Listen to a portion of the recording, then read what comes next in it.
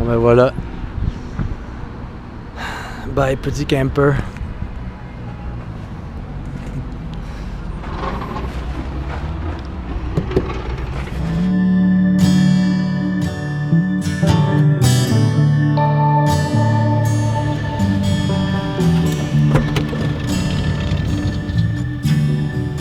Bon, elle n'est pas encore prête pour y vivre. Hein. Alors je crois qu'il y a beaucoup de curieux qui voulaient savoir quel véhicule j'ai, dans quel véhicule je vis maintenant que la Flowmobile est partie. Eh bien, je pense que cette vidéo, je vais vous présenter mon petit véhicule. Alors c'est un véhicule temporaire parce que je compte pas vivre là-dedans toute ma vie. C'est vraiment juste un entre-deux. Mais à la fin de cette vidéo, je reviendrai peut-être sur les avantages, les inconvénients d'avoir... C'est quoi comme véhicule que j'ai? Un Dodge Grand Caravan, un minivan donc.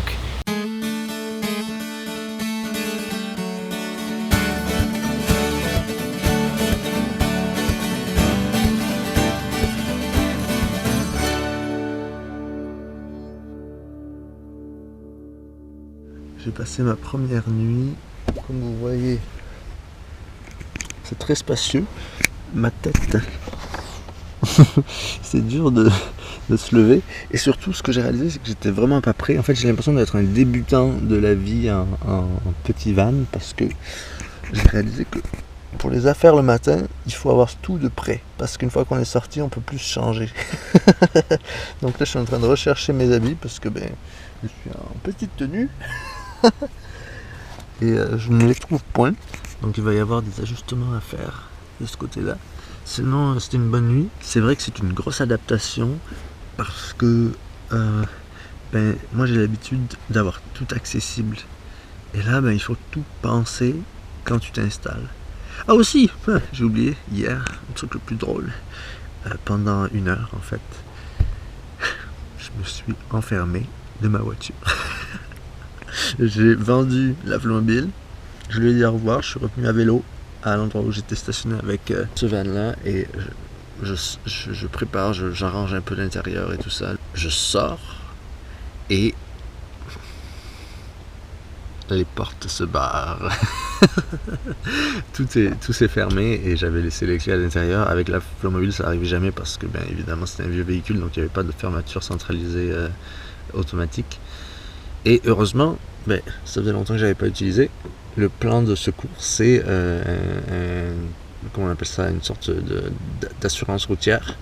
On en parlait avec Jerry dans la vidéo sur le boondocking. Le gars est arrivé en 20 minutes et c'était tellement facile, il a juste mis un peu d'air dans la porte. C'est là où tu réalises que c'est vraiment facile d'ouvrir une voiture. Il a juste mis un peu d'air dans la porte et la portière s'est ouverte toute seule. Non, il a mis un crochet et ensuite la portière s'est ouverte. Et c'est ça, on s'en doute pas. Plus c'est petit, plus on perd ses affaires parce qu'ici on n'a pas d'endroit où on les pose automatiquement. Là, il y a plein de choses que je sais qui sont là, mais j'ai aucune idée où elles sont. Donc ça va être ça le challenge aujourd'hui, de s'orienter. Donc voilà, première nuit. Bon, c'était une nuit tranquille. C'était un peu bizarre, à vrai dire, de passer cette nuit sans la Flowmobile. Avant de sortir du van, il faut évidemment s'habiller. Et c'est tout le challenge ici de s'habiller, parce qu'en plus j'ai mis mon vélo à l'intérieur, parce que j'ai pas de porte-vélo. Donc voilà comment on s'habille quand on vit en van, minivan. Voilà. Le 2. Maintenant, il va falloir trouver où j'ai mis mes chaussettes et je sais pas où j'ai mis mes chaussures. Je vais surtout pas oublier mes clés. Oh, vas-y. Alright. Et voilà.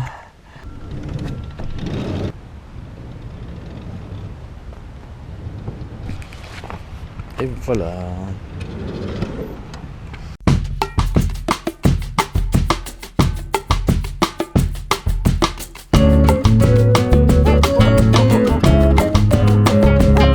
Le tour va être très rapide comparé au tour de la Flowmobile parce que Dans le fond, c'est un lit, un lit pliable. Il se trouve sur des petits bouts de bois comme ça. Ça a été très bien fait. C'est la personne à qui j'ai acheté ce van qui l'avait fait. En fait, j'ai hésité à prendre juste un véhicule vide et mettre des sortes de tables en plastique dessus et mettre un matelas. Parce qu'il y a beaucoup de gens qui le font aussi. Moi, j'ai juste cette opportunité-là. Il était vraiment pas cher le véhicule. Il a beaucoup de kilométrage, donc c'est pour ça. Ensuite, ça c'est la partie cuisine ici. Donc tout ce qu'il y a dans la partie cuisine, c'est une table avec le petit réchaud. Le réchaud à gaz. Alors je vais en parler après, mais la partie cuisine, moi, c'est ce qui me manque le plus d'un vrai camper, d'avoir un vrai campeur, avoir une partie cuisine intérieure, parce que là, vous voyez, ben, là je suis à Montréal, un endroit où je vais souvent à la piscine, et quand je suis à Montréal, et bon, vous voyez que c'est pas très glamour, je sais pas, j'aime pas ça être regardé trop hein, quand... J'aime pas trop être regardé quand je fais mes affaires parce que je sais pas, ça attire les curieux, même si ça crée des conversations, mais parfois on a juste envie de faire sa vie. Alors c'était un lit vraiment très grand, il est super confortable, il y a un matelas mousse mémoire. Et ici en arrière, donc c'est une petite table amovible qui se remet comme ça. Il y a mon eau, il y a beaucoup de rangements, tout à l'intérieur en fait, donc tout dessous, je vais vous montrer de l'autre côté, il y a plein de rangements en dessous.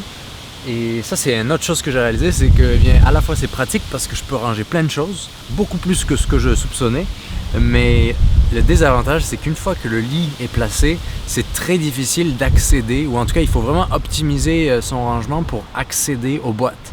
Donc là j'ai la boîte d'ustensiles de cuisine, ici la boîte de camping, ici une petite chaise, ici le poêle, ici la table. L'avantage c'est que quand il pleut, eh bien, on a notre petite dinette extérieure couverte. Eh bien, à l'avant c'est une voiture normale, évidemment. Et j'ai quand même réussi à mettre mon vélo, quand même, c'est incroyable. Le vélo ici, parce que ça j'ai réalisé que dans le fond, j'avais aucun endroit pour mettre mon vélo. Et derrière, je pourrais mettre un porte-vélo, mais ça veut dire que la porte arrière, je peux plus l'ouvrir en tout cas. Alors ici, il y a toutes les affaires d'intérieur, plus de boîtes à l'intérieur. Et je vais ouvrir le lit pour vous montrer comment ça fonctionne. Alors il y a beaucoup de beaux petits rideaux. Et ça, c'est très pratique le soir. Parce que j'avoue que le soir, eh bien, on a l'air juste d'une voiture normale. C'est vraiment l'un des gros avantages d'avoir ce genre de véhicule-là, parce que alors là, je me suis fait plaisir, je suis allé à plein d'endroits où avec la Flowmobile 1, j'y serais jamais allé. Donc ouais, assez pratique. Donc maintenant, je vais vous montrer comment on ouvre le lit. Alors, il y a des systèmes, comme le système de mon ami Jerry, qui sont beaucoup mieux que celui-là, je dois l'avouer. Parce que ben, ce système-là, en fait, on peut pas vraiment chiller dans le van, à part sur le lit, ce qui est très pratique. Parce que c'est un lit très confortable. Mais il y a aussi une petite lampe à LED, donc c'est assez cute, c'est très mignon. Alors je vais vous ouvrir ça.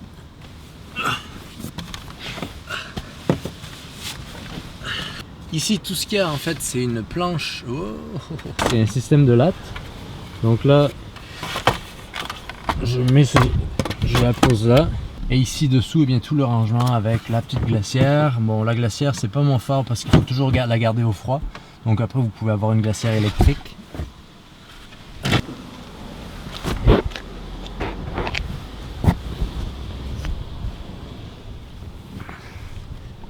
Et voilà. Alors là, je pense que je vais aller me prendre une petite douche à la piscine à Montréal. À Montréal, l'avantage c'est que les piscines sont gratuites, donc c'est assez cool de pouvoir aller prendre des douches.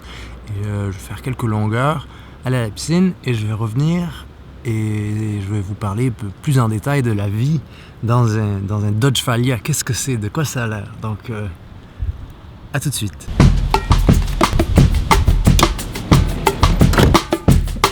C'est jamais vraiment évident de faire ça. Maintenant j'ai pris le coup après 2 semaines. Je ferme ici. Maintenant Je vais vous faire toute la panoplie. J'enlève mes souliers. Et de un, et de deux. Je ferme, je me mets cosy. Et après, nous voilà au lit. Alors c'est sûr qu'il faut tout faire allongé ici. Il faut se déshabiller, si tu te nettoies, Bon, c'est sûr que il y a des choses qu'on ne peut pas tout faire allongé, c'est clair. Comme vous voyez, l'avantage c'est que par contre on a l'air vraiment de rien. Je suis au milieu de voiture là présentement, puis c'est vraiment, on passe beaucoup plus inaperçu. Est-ce que c'est si important que ça d'être furtif? Je sais pas vraiment. Et c'est ça tout le questionnement derrière est-il possible pour moi de vivre à temps plein dans un minivan comme ça? Pour moi, j'ai pas vraiment la façon dont je vis, c'est pas nécessairement une manière discrète de vivre. En fait, je m'en fous un peu dans les endroits où je vais. C'est pas vraiment important. C'est sûr que parfois, c'est vraiment très très cool de pouvoir passer inaperçu. C'est tout petit, donc on se stationne n'importe où. Donc ça, c'est vraiment extraordinaire aussi. Et à tout avantage, il y a inconvénient. Donc la vie nomade, c'est vraiment des plus et des moins, et ça doit correspondre à ce que vous attendez vous.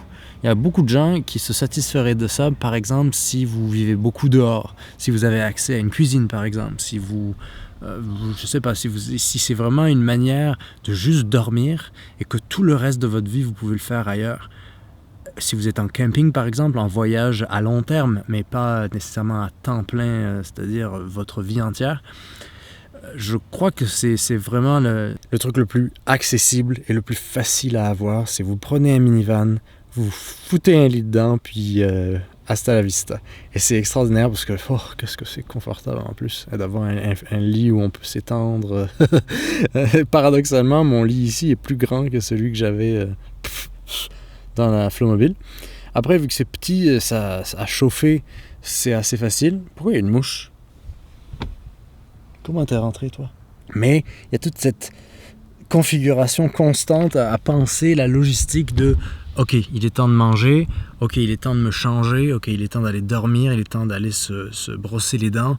Et c'est plein de petites choses de la vie de tous les jours qui sont la base, plus ou moins. Et moi, je trouve que quand je pourrais me faire un système où je vais me brosser les dents, etc., mais d'être limité, juste de vivre au jour le jour comme ça, après avoir vécu dans la Flowmobile de manière si autonome et indépendante que j'étais, c'est assez difficile finalement de se retrouver dans une situation assez encore plus rustique.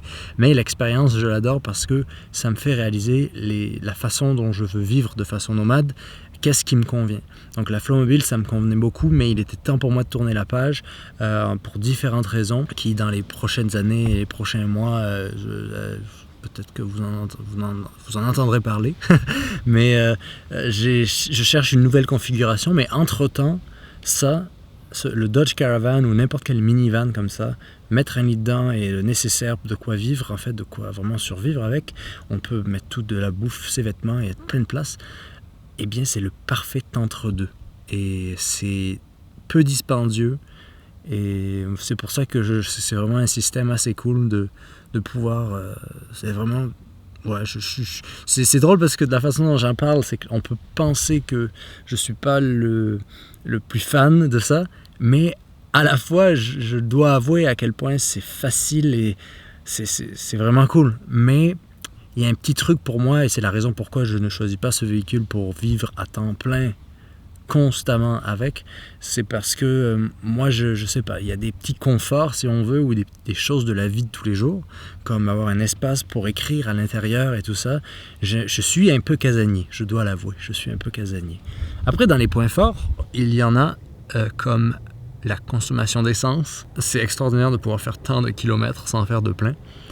Et aussi le Grand Caravan, c'est un véhicule comme ça, c'est le véhicule le plus vendu en Amérique du Nord. Il est fabriqué en Amérique du Nord et il y en a partout. C'est d'ailleurs la raison pourquoi vous devez demander pourquoi tout le monde a un Dodge Grand Caravan. C'est parce que il est spacieux, mais il est citadin.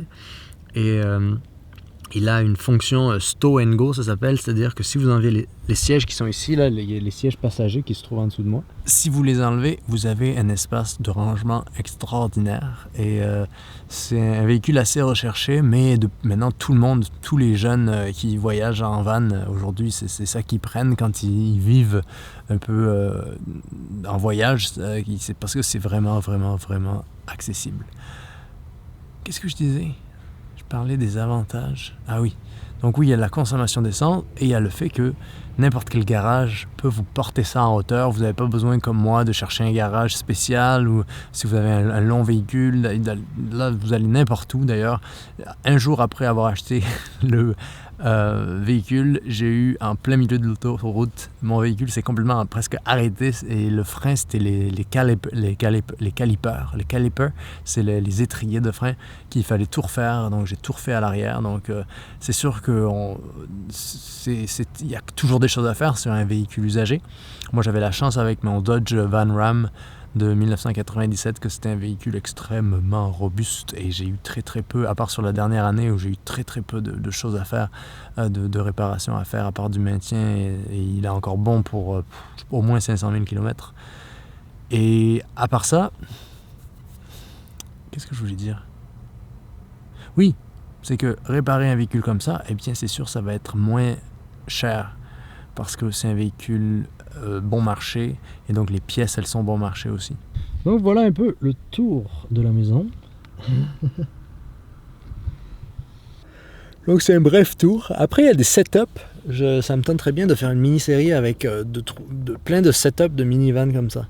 De trouver des setups de vannes aménagées, donc des gens qui l'ont vraiment aménagé.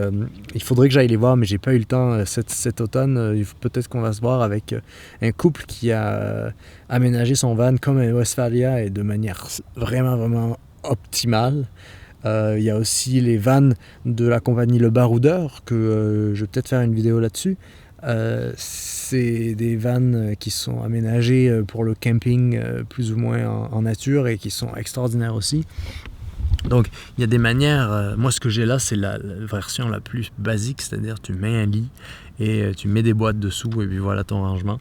Si je devais conseiller la vie en van, ce serait pour quelqu'un qui n'a pas beaucoup de moyens ou qui ne sait pas s'il veut y être à temps plein, ce serait de partir avec ça. C'est vraiment le véhicule parfait.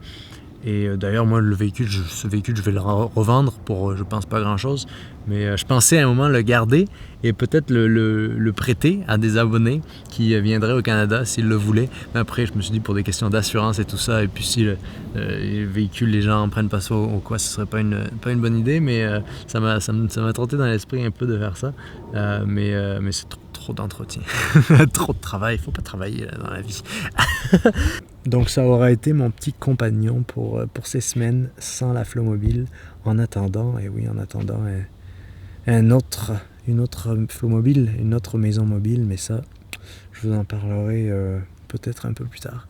Donc voilà le setup dans lequel je vis depuis la fin du mois d'août. Et moi je vous dis, portez-vous bien, abonnez-vous et à très vite. Ciao.